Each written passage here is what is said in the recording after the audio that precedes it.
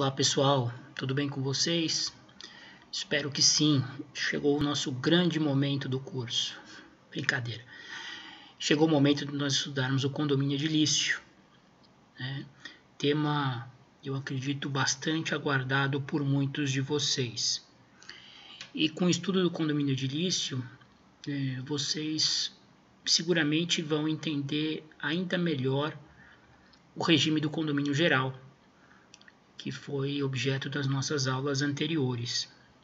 Muitas perguntas que me foram feitas através dos grupos de WhatsApp e mesmo em privado confundiam de certa maneira os conceitos do condomínio geral e do condomínio edilício. Acredito que a partir de hoje tudo vai ficar muito mais claro para todos.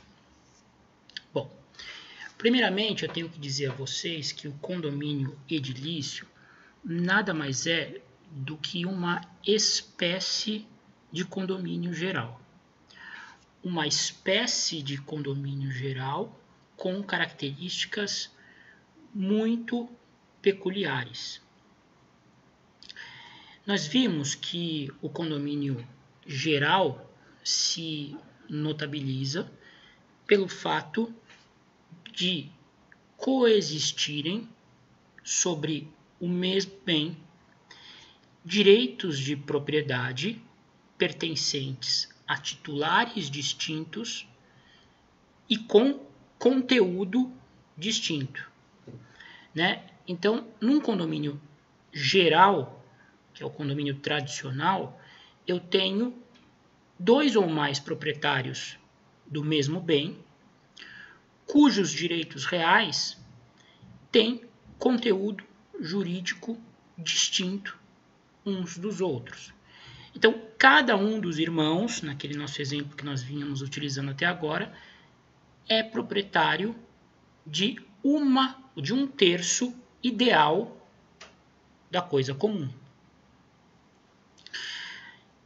Isso também vai ocorrer, de certa maneira, no condomínio edilício, mas com peculiaridades.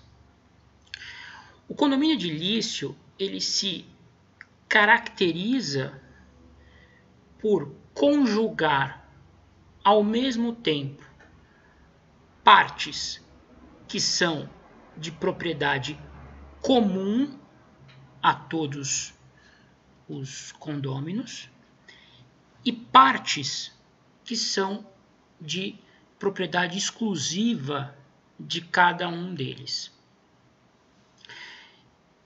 Imaginem um edifício residencial com 30 apartamentos. O edifício é composto de áreas comuns, portaria, escadaria, elevador, salão de festas, academia, churrasqueira, piscina e partes exclusivas de cada um dos condôminos. Então, existe de fato copropriedade em relação às áreas, às partes comuns do prédio. Porém, no mesmo prédio objeto do condomínio, existem unidades, existem partes que são de propriedade exclusiva de cada um dos condôminos. São os apartamentos, no caso de um edifício residencial, são as salas comerciais, no caso de um edifício comercial. São as lojas, sobrelojas e os apartamentos num edifício de caráter misto, comercial / residencial. Percebem? Este é o traço que diferencia o condomínio edilício do condomínio geral.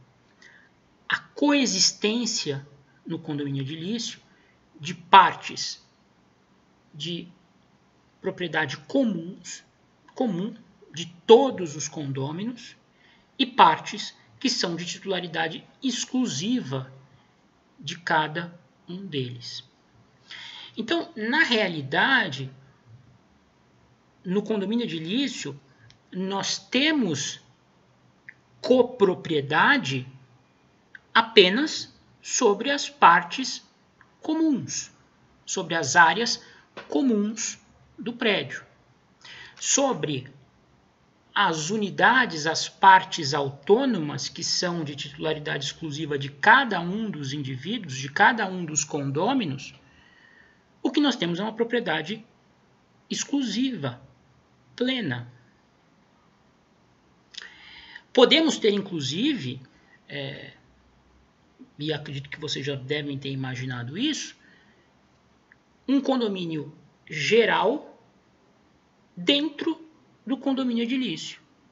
Imaginem, ao invés de herdarem do pai uma casa, aqueles 3 irmãos herdam um apartamento num edifício residencial. Ao mesmo tempo, esses 3 irmãos serão condôminos do edifício, podendo utilizar as áreas comuns do prédio, sobre as quais se estabelece um condomínio indivisível, ou seja, nenhum condômino, nenhum titular de unidade autônoma pode impedir que outros condôminos acessem e utilizem essas áreas. E de outro lado, concomitantemente, nós teremos um condomínio geral recaindo sobre aquela unidade autônoma que se situa dentro do condomínio edilício. Então, os 3 são titulares de 1/3 ideal sobre o apartamento herdado do pai falecido. Espero que tenha ficado clara essa distinção. O condomínio edilício é uma figura com regulamentação relativamente recente no nosso país. Ao tempo da entrada em vigor do Código Civil anterior, em 1916, a grande maioria dos imóveis, das edificações, dos prédios, não tinham o formato atual. Cada vez mais comum nos dias de hoje as pessoas morarem em edifícios de muitos pavimentos, que abrigam a chamada propriedade horizontal. No início do século XX, nós não tínhamos praticamente edifícios de mais de 2 pavimentos. E naqueles edifícios pequenos, de 2, 3 pavimentos no máximo, a convivência dos condôminos acabava se regendo pelas normas do condomínio tradicional, do condomínio geral. Só que à medida em que a construção civil foi se desenvolvendo e passou a ser cada vez mais comum prédios de mais de 2, 3, 4, 5, 6, 8, 9, 10 pavimentos, percebeu-se que a regulamentação própria do condomínio geral, que era muito similar à que nós estudamos agora nas últimas aulas, não atendia certas especificidades dessas edificações em que, ao mesmo tempo, se tinham áreas comuns, mas também espaços, partes, unidades de utilização e propriedade exclusiva de cada condômino. Foi então que, em 1928, veio a lume aí um decreto-lei, o Decreto-Lei 5.481, que trouxe as primeiras regras a respeito do chamado condomínio edilício, ou condomínio em edificações, que também era nomeado pelo legislador de condomínio horizontal. Horizontal a partir da ideia de que eram vários pavimentos, um acima do outro. Essa regulamentação instituída pelo decreto 5481 de 28 era muito incipiente, previa alguns direitos básicos do condômino em condomínios dessa espécie, que até então não eram muito comuns. O boom imobiliário no país, o incremento da construção civil ocorreu mesmo a partir da década de 30, 40. Aí realmente começaram a surgir os grandes edifícios de muitos pavimentos e muitas unidades autônomas.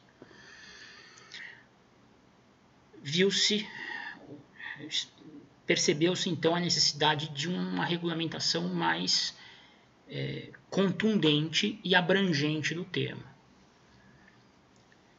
Ali, no final dos anos 50, início dos anos 60,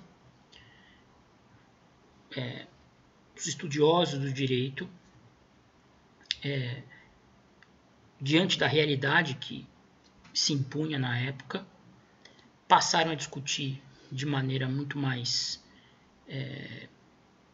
propositiva um projeto de lei que pudesse regulamentar de maneira muito abrangente e clara o regime condominial nesse tipo de edificação, em que se conjugavam partes comuns e partes exclusivas dos condôminos. Foi então promulgada, em 1964, a Lei 4.591, que posteriormente sofreu modificações pela Lei 4.864 de 65, logo do ano seguinte.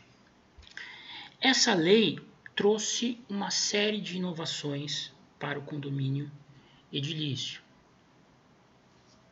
Primeiro, ela instituiu de fato um regime jurídico próprio para os condomínios em prédios com mais de um pavimento. Regulamentou-se o rateio das contribuições necessárias à manutenção das áreas comuns desses edifícios. Atribuiu-se o caráter propter rem à obrigação de contribuir para os custos das áreas comuns, ou seja, a dívida passou a gravar o próprio bem e não o proprietário, pessoa física. Resolveu-se estabelecer a obrigatoriedade de uma convenção de condomínio, de uma norma geral capaz de vincular todos os proprietários, possuidores e pessoas com algum tipo de direito às unidades autônomas do edifício. Um documento que buscava, cujo objetivo é regulamentar a vida em comum no condomínio. Instituiu a figura do síndico como representante do condomínio, como encarregado maior da sua administração. Falou também das incorporações imobiliárias, separou o que é incorporação do que é condomínio, trouxe regras próprias para as incorporações imobiliárias, enfim. Operou-se uma verdadeira revolução no tratamento do condomínio em edificações a partir da Lei 4591 de 64. No próximo vídeo, nós continuamos.